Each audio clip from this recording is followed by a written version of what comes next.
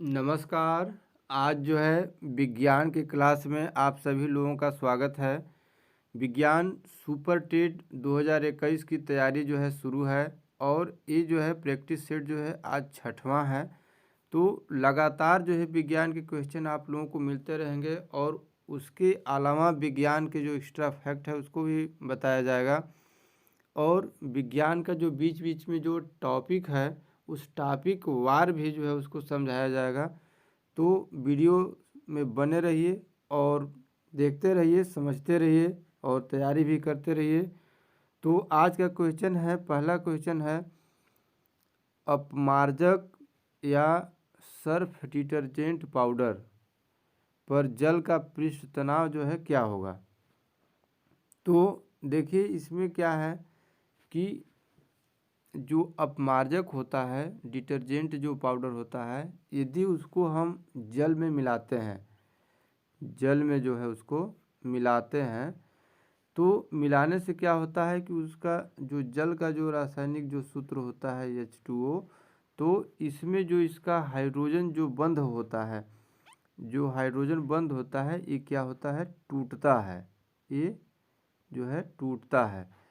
तो इसके टूटने के कारण जो है इसका पृष्ठ तनाव जो है घटेगा। क्या होगा?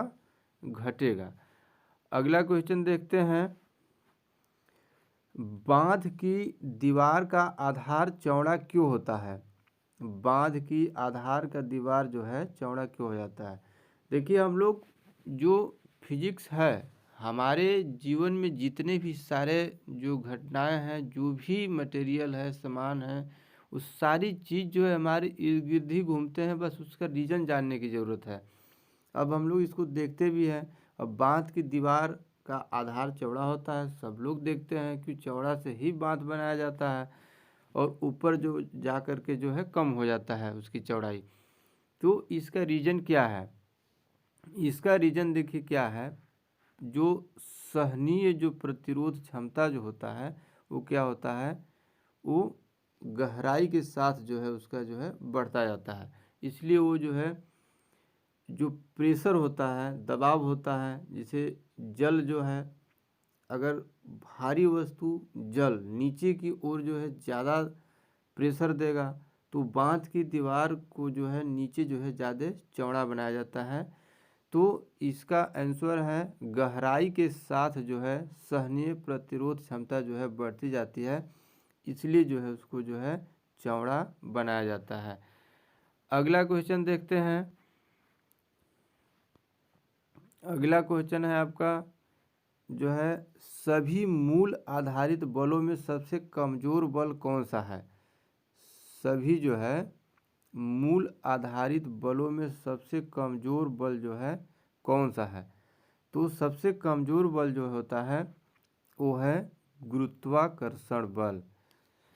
और अगर हम बात करें सबसे मजबूत बल की, तो जो नाभिकीय बल होता है, नाभिकीय बल जो होता है, तो नाभिकीय बल जो है क्या होता है कि सबसे मजबूत बल होता है और गुरुत्वाकर्षण बल जो होता है सबसे कमज़ोर बल होता है। आगे के क्वेश्चन देखते हैं। अगला सवाल है, शेविंग ब्रश के रेशे जल से बाहर निकालते ही आपस में चिपक जाते हैं, इसका क्या कारण है। सब लोग इसको देखते हैं, ऐसा होता ही है। तो इसका होने का मेन कारण जो है पृष्ठीय तनाव।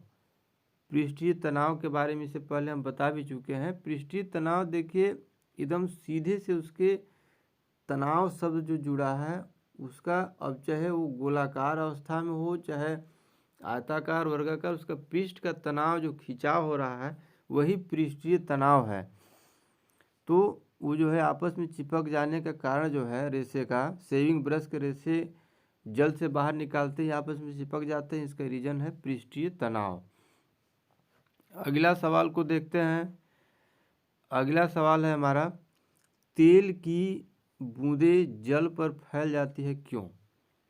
अब देखिए सब कुछ हमारे इर्द गिर्द घटनाएं होती रहती हैं, बस उसका रीज़न जानने की ज़रूरत है कि ऐसा क्यों होता है।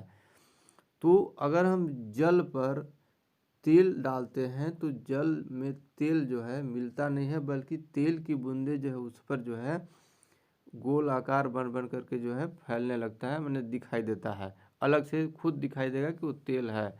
तो इसका जो रीजन है, तेल का जो है पृष्ठ तनाव जो है जल से जो है कम होता है। तेल का पृष्ठ तनाव जो है क्या होता है, जल से कम होता है। इसके कारण जो है तेल की बूंदें जल पर जो है दिखाई देती है, वो मिलती नहीं है।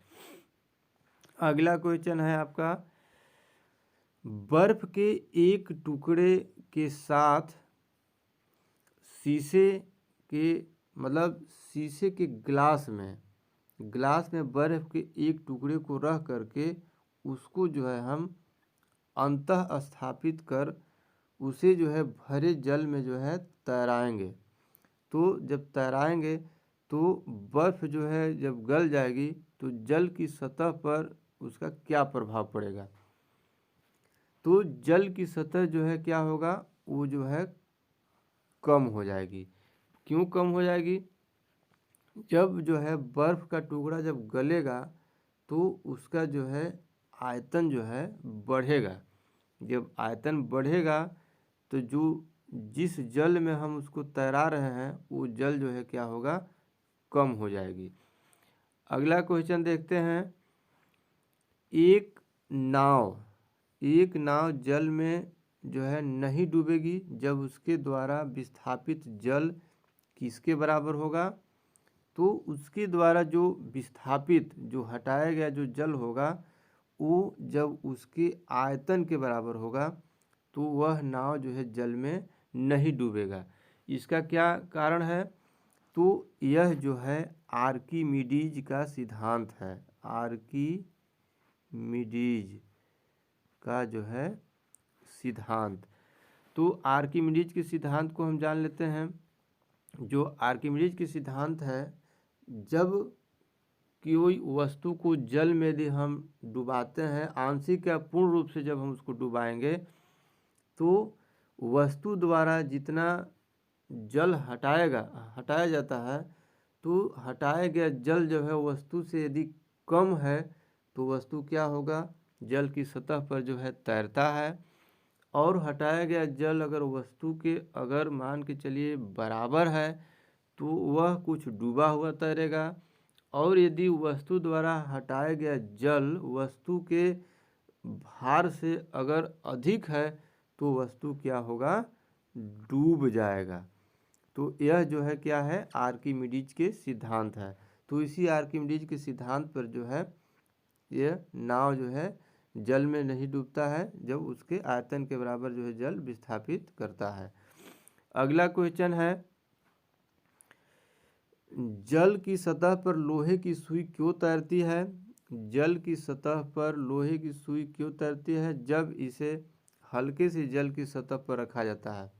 इसको भी प्रैक्टिकल प्रयोग करके भी आप लोग देखे होंगे कि कोई सुई को अगर हम कुछ कम जल में अगर प्लेट या कुछ में लेकर के उसको डालते हैं तो वो जो है नोक अंदर जा कर के ऊपरी जो है इधर उधर घूमने लगता है, तैरने लगता है। तो इसका भी रीजन है पृष्ठीय तनाव के कारण। अगला क्वेश्चन है, एक गोली या बुलेट दागने पर जो घर्षण मुक्त टेबल पर पड़े स्थिर जो टुकड़ा में ढह जाती है, तो इस प्रक्रिया में कौन सी राशि का संरक्षण होता है। तो इसमें जो है केवल संवेग राशि का जो है संरक्षण होता है। जब देखिए गोली या बुलेट दागने पर घर्षण मुक्त टेबल पर पड़े स्थिर टुकड़ा में जो है वो क्या हो जाती है, ढह जाती है। तो अगर बुलेट दागेंगे तो वह जो है कोई जो टुकड़ा है टेबल पर तो उसमें धंस जाती है। तो इस प्रक्रिया में जो राशि होता है उस राशि का जो है जो संरक्षण होता है वो संवेग का संरक्षण होता है। संवेग देखिए यह एक सदिश राशि है, क्योंकि इसमें जो है परिमाण के साथ साथ इसमें दिशा भी होता है, इसलिए यह जो है सदिश राशि होता है। देखते हैं अगला क्वेश्चन, रॉकेट जो है किस संरक्षण सिद्धांत पर कार्य करता है। रॉकेट जो है किस संरक्षण सिद्धांत पर कार्य करता है, तो रॉकेट जो है रेखीय संवेग संरक्षण पर काम करता है।